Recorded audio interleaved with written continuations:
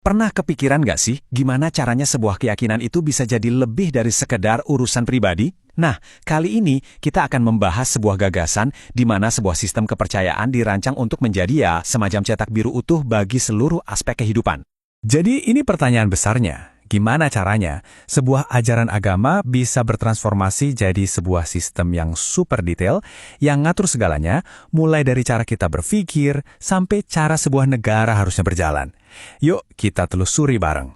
Untuk ngebahas ini, kita bakal pakai rujukan dari sebuah kitab berjudul Peraturan Hidup dalam Islam, atau judul aslinya Nizamul Islam, yang ditulis oleh Taqiyuddin An-Nabhani. Anggap aja ini buku panduan yang jadi dasar dari semua ide yang akan kita bedah hari ini. Nah, ini dia ide utamanya, intinya banget. Kitab ini melihat Islam bukan cuma sekedar ritual ibadah, tapi sebagai sebuah sistem kehidupan yang total. Mencakup semuanya, dari keyakinan pribadi sampai ke urusan politik. Coba kita lihat gimana struktur bangunannya. Oke, kita bedah lebih dalam ya. Ternyata semuanya itu dimulai dari titik yang paling kecil tapi paling fundamental, pikiran setiap individu. Ini adalah fondasi dari keseluruhan bangunan gagasan ini. Jadi kuncinya tuh gini, sebelum kita ngomongin perubahan masyarakat atau negara, harus ada dulu perubahan di level cara berpikir. Menurut gagasan ini, semua perubahan besar itu akarnya ada di cara pandang tiap-tiap orang. Fondasi paling dasarnya itu namanya akidah.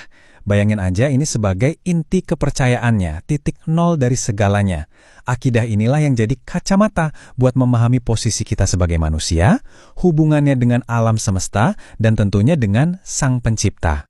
Nah, begitu akidah ini udah kuat, dia bakal ngebentuk yang namanya akliyah atau pola pikir. Ini bukan cuma soal apa yang kita tahu, tapi gimana cara kita berpikir dan memproses informasi. Dan pola pikir ini, menurut konsepnya, 100% dibentuk sama akidah tadi. Dan gak cuma pikiran loh, akidah ini juga ngebentuk yang namanya nafsiyah atau pola sikap. Ini yang ngatur emosi, keinginan, sampai ke perilaku kita. Jadi bisa kita lihat ya, cara kita mikir dan cara kita bersikap, semuanya ditarik dari satu akar yang sama, akidah.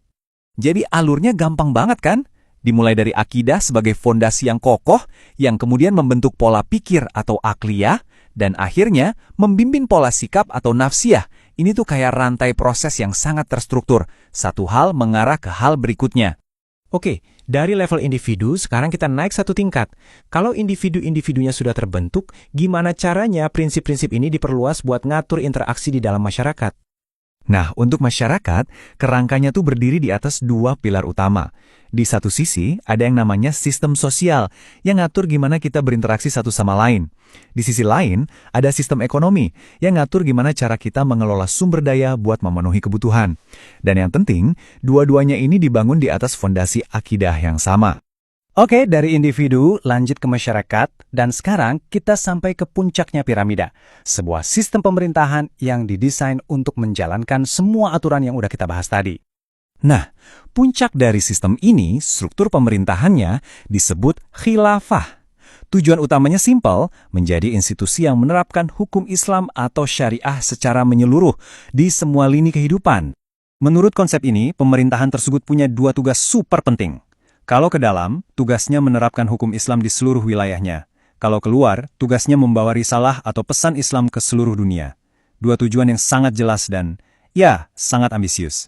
Pasti kepikiran kan kalau udah ada cetak biru serinci ini, terus gimana cara wujudinnya? Nah, kitab ini ternyata juga menawarkan metode yang spesifik untuk mencapai tujuan itu. Dan metodenya ternyata sangat spesifik.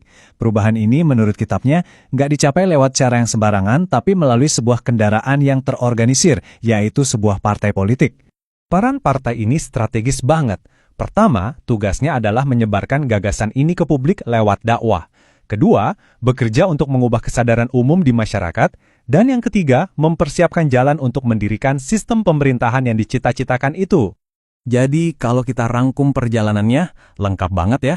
Dimulai dari sebuah gagasan di dalam pikiran satu orang, lalu dibangun lapis demi lapis, sampai akhirnya menjadi sebuah cetak biru untuk sistem politik yang menyeluruh.